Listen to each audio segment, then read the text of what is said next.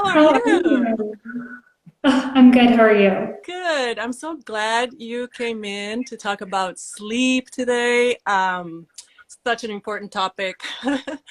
And as you know, for my audience, in perimenopause, it's such a important symptom to take care of because we have these crazy hormonal fluctuations. We have night sweats, and on top of other factors like stress and everything else. So many of us really struggle with sleep and having a good quality sleep. So I'm so glad that we will be talking about that. Um, but before we start with this, so important topic, I want you to tell us, why did you specialize in sleep, and how did you get to that? Yeah. When I was in college, I was undiagnosed celiac, and so I was just so tired all the time because I didn't know what was going on. And so I was sleeping a ton, but never feeling rested. And so as I found out I had celiac, I went gluten-free and all that good stuff. Sleep was just a really important part of my recovery process. And so once I started getting into health coaching and all of that, I realized that that is a huge obstacle for so many of my clients. And until we're really sleeping good, not everything is going to fall into place. We can work on certain things, but it really is a big piece of the puzzle that I think is often overlooked. Interesting. So yeah, it started early for you, right? Yeah, Yeah. So definitely. that's great that you have, and so you have like many years of struggling yourself with it and Yeah. coming up to trying to help other people with the same Yeah. problems. That's great. So tell us a little bit. We kind of know the obvious, like why is sleep important? Logically, we feel terrible the next morning, but also it messes up everything, our overall quality of life. Mhm. Um, but tell us, why is sleep so important, kind of like in a general view as well? Yeah. So sleep is when both our bodies and our minds recover from the day. So in the deep sleep that you get, that's where your body is really physically recovering. And, if you're trying to lose weight or gain muscle or, anything that you're trying to do physically, that is happening overnight in your deep sleep. And then when we get to REM sleep, that rapid eye movement sleep, that is where we're really restoring mentally and emotionally. So a lot of people will find that, the next day if you don't sleep, not only are you tired, but like mentally you're just not really able to take on the day as well. Yeah. So it's really a very holistic approach to all things that it affects in our life. Yeah, it's kind of like a snowball effect, right? And of course, the longer you stay without having a good quality sleep, the more it affects you. For me, I had pretty much throughout, since I started perimenopause, I had trouble sleeping. And of course, it's super important to have my sleep hygiene and all those things in place. We will talk about those things, like you will be talking about the main pillars or main Mhm. factors that can help us sleep. But yeah, so if we don't sleep, it affects even kind of like our, not only our motivation, our mood, our um, overall, feelings of wellness, right?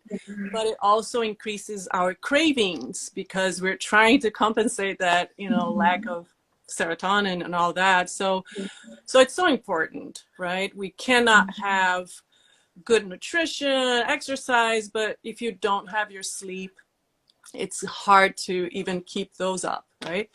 So let's talk about what is the first thing that you want to talk about?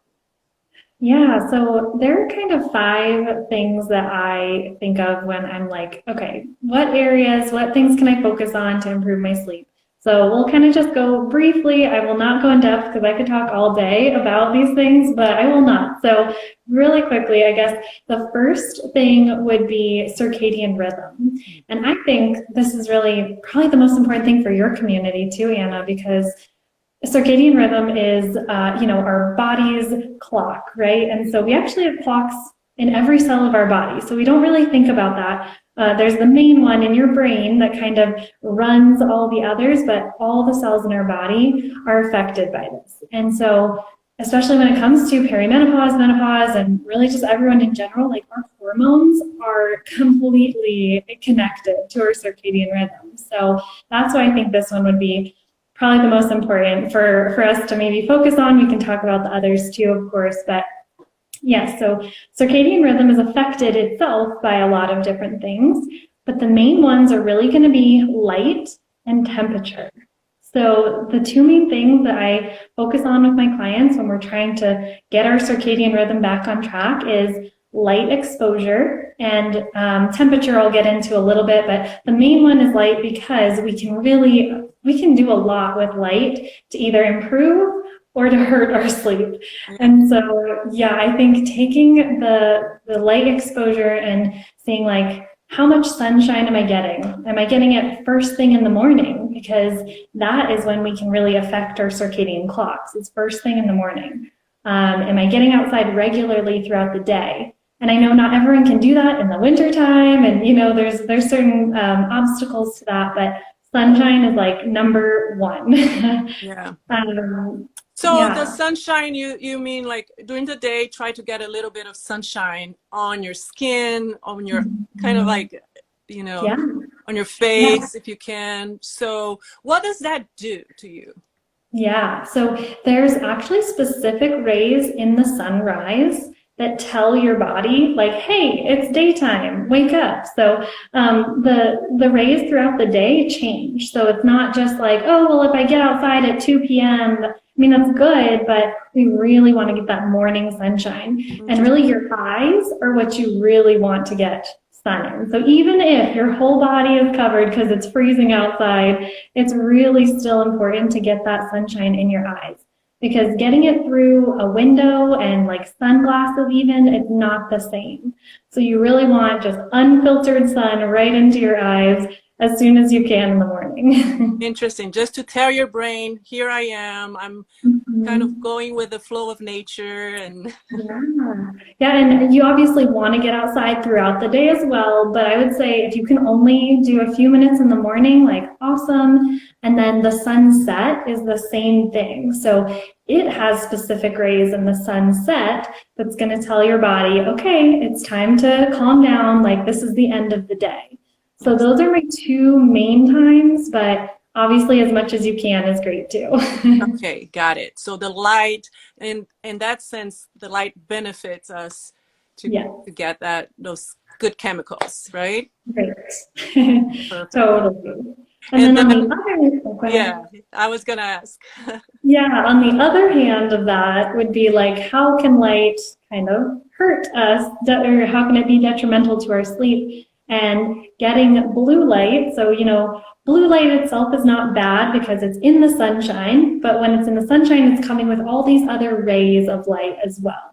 And so when we're looking at our computer or our phone or a TV or any other, like even overhead lighting, like all of those are sources of just really blue and green light. And that can disrupt our circadian rhythm if we're getting it at the wrong times of day, or just getting too much of it without the other rays that we're supposed to be getting in sunshine.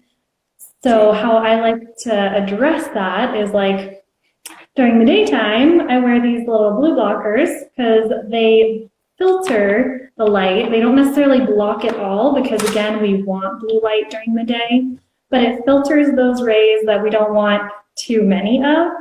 And then of course after dark is when we really don't want to be exposed to that blue light as much as possible, because when you're looking at blue light, your cortisol is staying high and your cortisol keeps you awake, and so your melatonin can't rise when your cortisol is.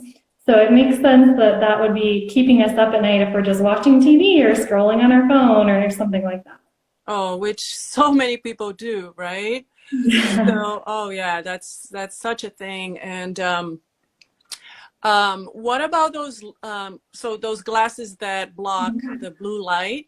Would you recommend Mhm. those then if you have to go and watch TV or something like that?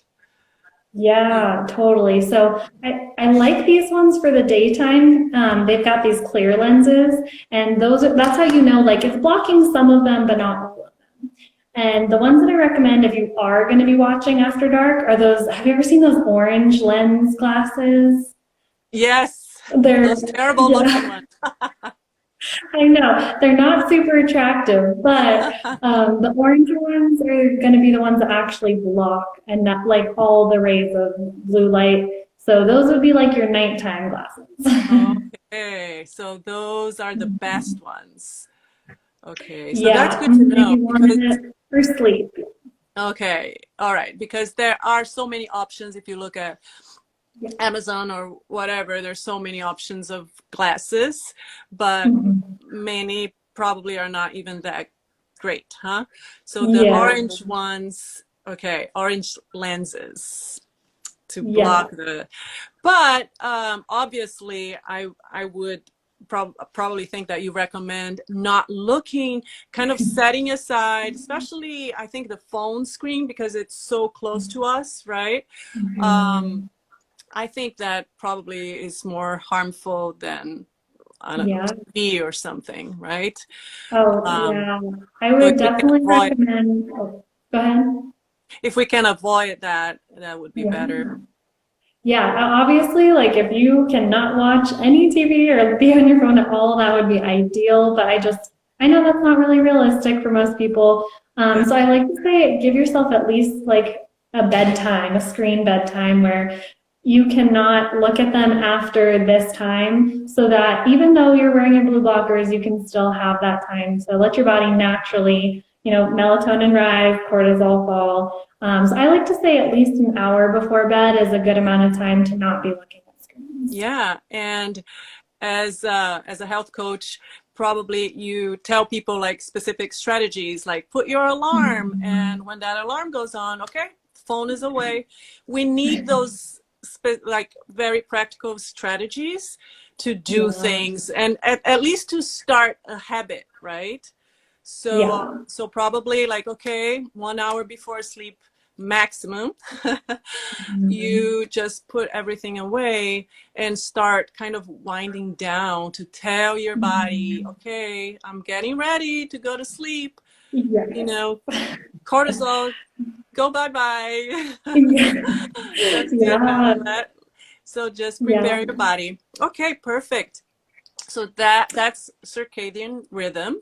What else Yeah. would you what are the other things that you recommend? Yeah, well, before I move on to the next thing, I wanted to just touch on the temperature piece really quick because I think too this is probably really a big struggle for your community because I know night sweats can be a serious barrier to being able to sleep well. Yeah. And so the one really interesting study that I saw was that insomniacs have a higher body temperature at night. Hmm, interesting. And so we want our bodies to be at a lower temperature. So when it is higher, that definitely leads to sleep disruption. And so some things that they could do to kind of mitigate the effects of that, sometimes taking a hot shower right before bed can actually help because even though you're feeling hot, it can tell your body like, hey, we need to cool down. So it can tell your body internally to cool down faster. So Huh. that's one thing. And then my other favorite thing is to just turn down the thermostat in your house. Just make it a little colder when it's nighttime, turn on fans, all that good stuff.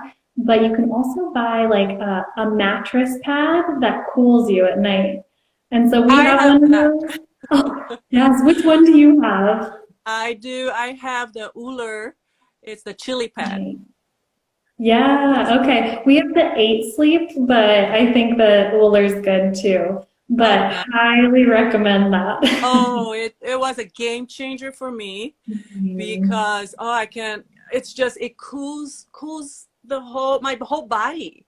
So it's Yeah. really something super important. Yes. Yeah. Yeah. So that's kind of the other piece for circadian rhythm, since the light and temperature are like the two main ones. Yes. And Yeah. let me tell you, I hear a lot of my clients struggling with, temperature at night. And it's funny because usually, if they have husbands or partners with them, Yeah. usually the partners are freezing because they open the Yeah. windows and they're like, this is awesome. Yeah. So the cooling pad is great because it's just on your side of the bed. So it Right. keeps you cold, and while your Mhm. partner can be, just bundled up. But Yeah. temperature is very important. Yeah, Mhm. that's great to know. Yeah. Okay, so what else? What do you recommend? Yeah. So the next one would be nutrition, and I'm sure your community is pretty educated, so I don't want to go too depth into all of that. But I find that the main reason that women specifically struggle in this area is because A, they're not eating enough, or B, they might be struggling with some blood sugar issues. And so eating enough is pretty simple. Just, make sure you're fueling your body with lots of protein, lots of fats. Carbs are so important too for women, but I really like to focus on getting in enough protein and fat and then kind of filling in the rest with carbs, because it's Yes, kind of backwards in our society. We eat all the carbs and then maybe have a little protein and fat. exactly. And many of my audience, they are not used to do that, to get protein, and they usually get less protein than what they really need, and if they're Mhm. active they need even more. Yeah. And so that's super important, and for satiety as well, so you don't get Mhm. cravings and Right. just so it's important. So yeah, so having Yeah. a balanced nutrition, and I like that you touched the point of under eating, or eating Mhm. less calories, which is also very common, especially Mhm. if you're trying to lose weight, or Yeah. maintain your weight, and you're trying to consume less calories. And that's also Mhm. very common happening in with women, and it's very detrimental for Mhm. overall health. For it's another stressor, right, for the body, and it's shown to increase cortisol. So Yeah. we don't want to stress our bodies further. We want to give Yeah. our bodies what our bodies need in terms of nutrients and Yeah. all that. Yes, and you Yeah. said something else. Oh, insulin peaks, Yeah. right? Insulin resistance and all that. Hmm. Yeah. So what happens is when, our blood sugar is kind of going on this roller coaster throughout the day, that's going to happen at night too. So if we're eating carbs by themselves, we spike our blood sugar and then it crashes. And then we want another snack, or we need a coffee, or we need something sweet to kind of get us through the day. And then we just continue down and up and down. So, what I like to do to mitigate this is really pretty simple. Just every single time that you eat carbs, always pair it with a fat. Every time, no matter what. Even if you're having something healthy, like a piece of fruit, a banana, an apple, pair it with a fat to stabilize that blood sugar. So, an apple and nut butter, or I Yeah. don't even know, like dried fruit and nuts. Those are all great options when they're together. So we don't want to just have carbs by themselves. Yes, Yeah. exactly. I tell the same thing. If you can have a fruit, fruit is awesome, but you Mhm. want that glucose to be nice and steady instead of going up because of Yeah. all the sugar, right? So Yeah. we can still eat fruits, and but pair it with fat, pair it with Mhm. protein, and it goes slower. It doesn't affect our bodies as much. That's Yeah. great. Great recommendation. Yeah. Yeah, and my favorite little tip for this too, because a lot of times when we're trying to stabilize our blood sugar, we need to eat more frequently, and so just having a little tiny snack before bed can actually really help too. So whether it's, again, just like a handful of nuts, like something really small that's just fat is really good right before bed to kind of keep your blood sugar stable throughout the night so that it doesn't wake you up because you're having to eat every few hours. It's probably going to wake you up and say, hey, Another, we need to go get some food. yeah, another great point, because if you go hungry to bed, it will also affect your sleep, right? Your body will Mhm. tell you, hey, I'm hungry. I need some glucose. I need some energy. And it Yeah. will affect your sleep. Yeah, that's a great point. And of course, we don't want any high, sugar, something that will keep you for a little bit, with that steady sugar, blood Yeah. sugar regulation. That's awesome. Those are great tips, Lexi. And also, okay, so let's tie in nutrition with supplement because I know Yeah. you talked about that earlier when we talked. Yeah, so I'm very big on food first, getting as much nutrients as we can from our food, but sometimes we just need a little extra support, and especially if we're new to all of this stuff, then we probably need some extra support. So magnesium is probably my number one recommendation. Magnesium is just so important for so many functions in the body, but it really is good before bed because it tells the body and the mind to relax. So it's kind of just this like relax, calm down. It can be a mental effect as well. So for those of us that maybe struggle with stress or anxiety, our minds are racing when we hit the pillow. It's a really good supplement for that as well. So magnesium, right? Any specific Mhm. kind of magnesium? Oh, yes. I mean, I have a few different recommendations, but for sleep specifically, I would say something with a magnesium threonate in it because that's the only type that crosses your blood-brain barrier. So all the other ones are great for relaxing, but the threonate is the one that's really good for the mind. Oh, that's good to know. Okay. Yeah. Yes. So right before bed kind of thing, right? Yeah, I mean, you could do it maybe 30 to 60 minutes before just, it could be part of your wind down routine. So after Yeah. you're done looking at screens, you can, hit the magnesium, maybe do like a cup of valerian root tea, I love, is another good one for kind of calming. And yeah, incorporating these things into your bedtime routine is always helpful. Okay. Any other supplement? Oh yeah, so many. So I'll just go over some of my favorites though, but D3 and K2 is really important for circadian rhythm as well. So it's not necessarily like take it before bed, it'll help you sleep, but I like it just for circadian rhythm purposes. So that would be more of like a longer term thing that would help in the long run and as well as vitamin C. So vitamin C helps create the neurotransmitters that your brain needs to help you sleep.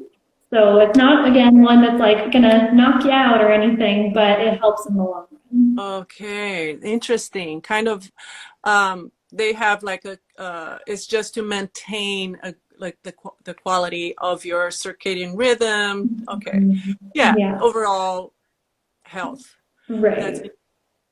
all right. Anything And else? then, yeah, and then for just like more calming, relaxing types of things, like I said, valerian root is amazing. Tart cherry juice, you can buy it in like an actual juice form, or you can get it in a supplement. But I love tart cherry juice.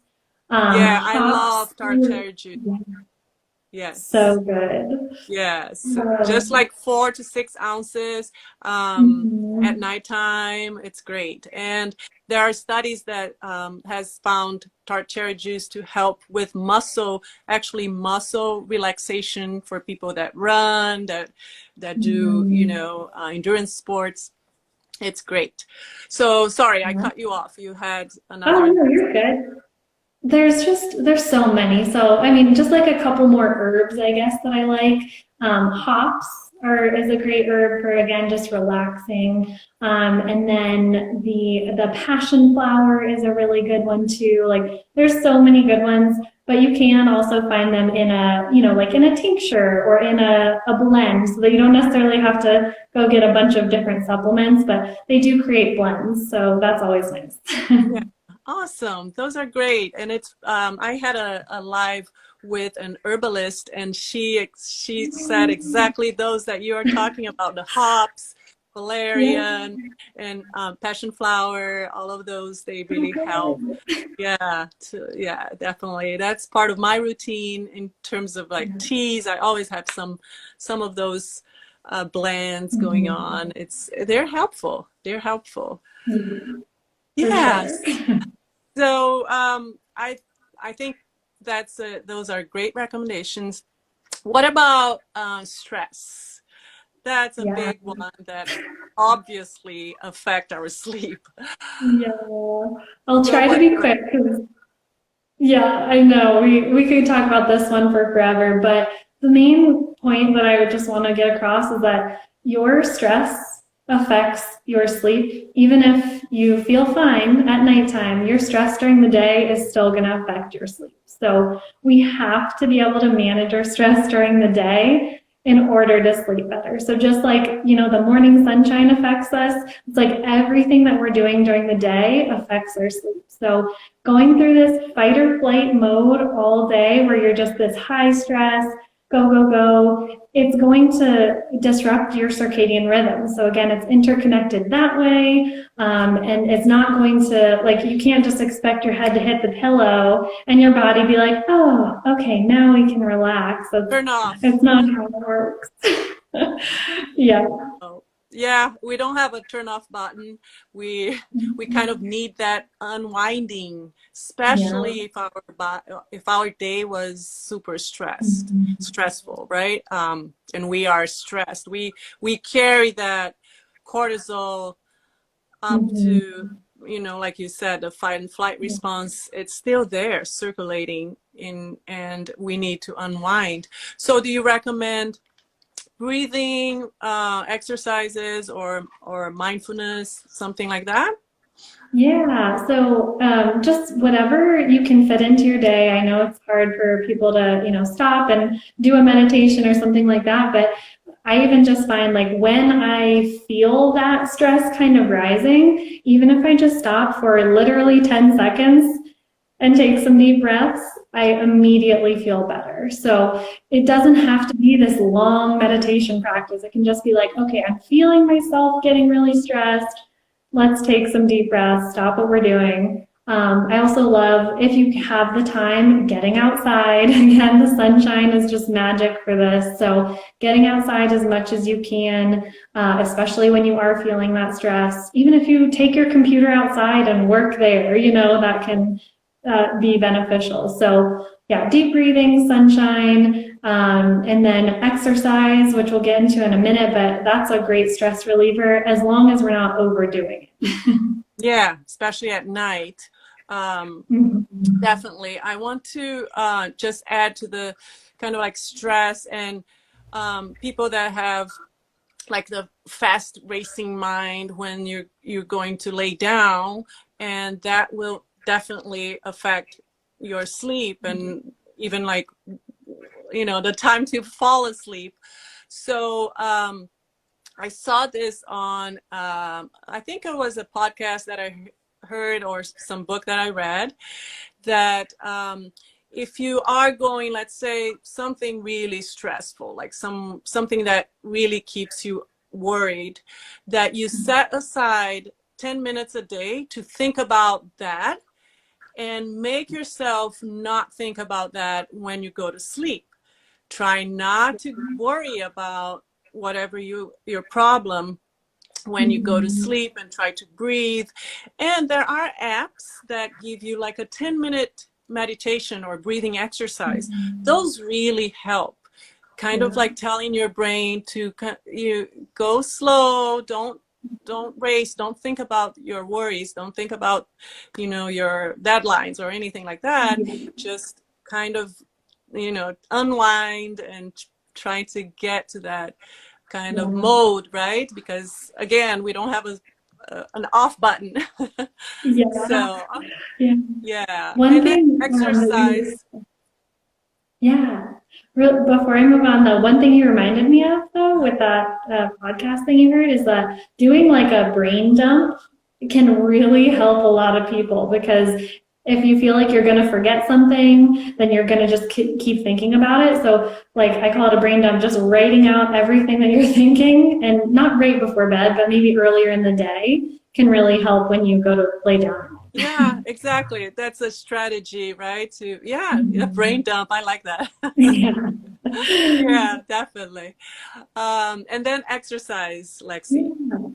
So exercise is definitely shown to improve sleep. There's no way around that. However, the types of exercise and intensity and all of that is really important to think about too. So doing some sort of at least moderate intensity, light to moderate, whether that's walking for you or strength training or yoga, it really doesn't necessarily matter what kind it is as long as you're doing it regularly. The problem we can get into is when we're over exercising because again, that spikes our cortisol, not ideal. Especially like working out in the evening time can really be a trigger for some people not being able to sleep because they exercise and their cortisol goes way up and then they're trying to go to bed. So I try and get my clients to exercise in the morning or afternoon if possible, but if you can only exercise at night, just make sure it's a lower intensity, nothing crazy.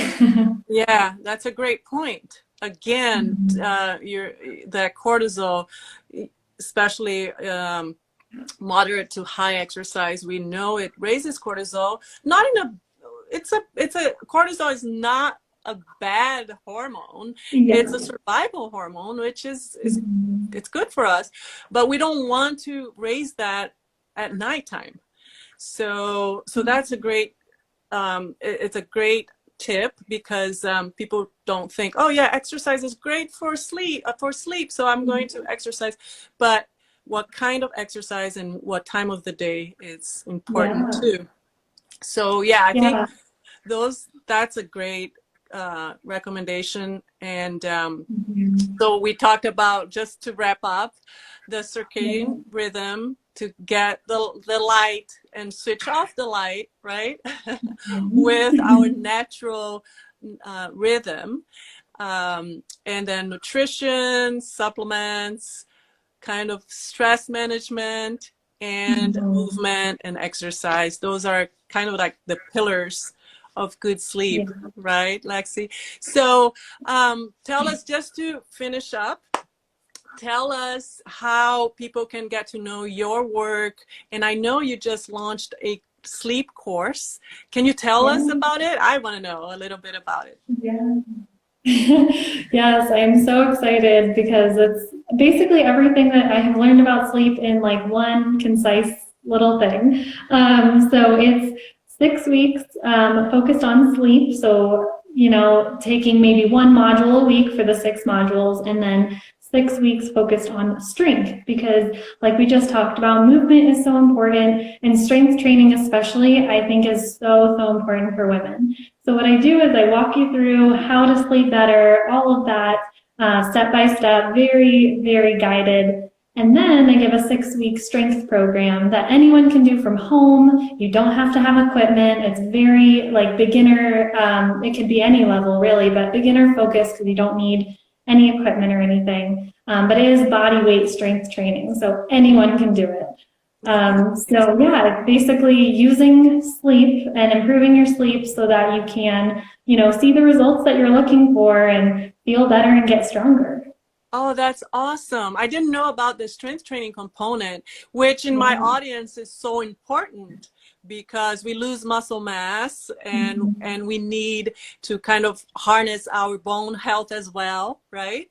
So, that's a great kind of idea to put sleep and the workout and training with that as well. Okay. And muscle mass actually helps you sleep better. So that's another, so the more muscle mass you have, the better you sleep. So there's so many, they're all interconnected. It's great.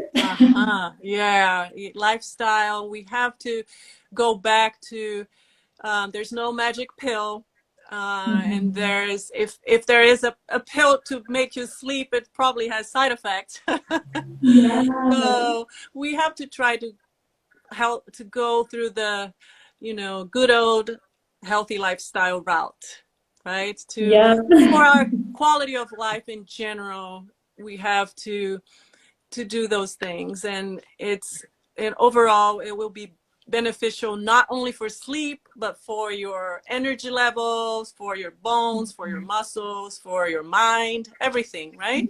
Everything is connected. They are. They so are. Yeah. So yeah, I would love if anyone wanted to check out the sleep course, and if you have any questions about it, I'm happy to answer. Since I just launched it, I have a little launch promo, so it's $100 off this weekend. So if someone wants to jump in, now's a great time. But I also do one-on-one coaching. If someone needs more support, they want more, personalized, all that good stuff, then I do that as well. Nice. So until when is the promotion? Oh, Until sorry. I cut it off. Until when you're giving that promotion? It's just this weekend, so yeah, Oh, hop on it quick. okay. Okay, let's do it. All right, Lexi. So thank you so much for joining, and this will be available on our feeds for people that missed it. It's Saturday. People are doing stuff, right? But thank you so much. I loved it. I learned so much, and I'm sure people will learn a lot from this. And if you want to go deeper, and if anyone out there have problems sleeping, it's something that is worth the investment to get that going, because it's such an important pillar of health, right? So Yeah, yeah, thank you so totally. much. Yeah, I will thank see you next you. time, and then yeah, let's connect again. Okay. Yes, I would love All right. that. Bye, Lexi. All Thank you. right. Bye. Bye. Bye. Bye.